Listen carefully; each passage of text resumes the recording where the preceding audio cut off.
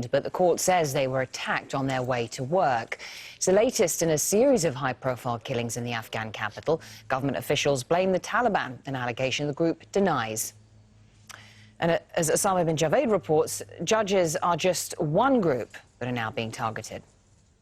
24-year-old Hezbollah is waiting for his father to come home.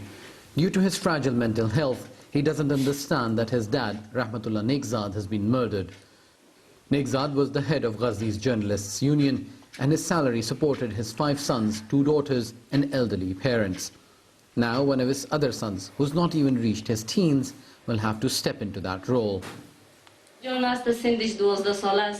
My child is only 12 years old. Now he is the breadwinner for our family. His father was trying his best to educate them. He loved his children. I call on the government and all other organizations to help our children. These kids need their books, notebooks, and we must pay utility bills. The youngest need milk, and the eldest need medicine. Neghzad is one of 6 journalists killed in the last 2 months. His father says the government needs to provide protection for the sake of future generations. I'm old and weak now. I can't even see properly. As I can't work, I'm asking the government and others to help these children. Neghzad was not a government employee, and he was not a warlord who killed others. He was a journalist. Rights activists, journalists and politicians are increasingly being targeted. The government says it's made arrests after the killings, but unions are demanding justice. ISIL has claimed responsibility for 2 murders, 2 cases of murders. However, the investigations about the killing of these 6 journalists have not been completed yet.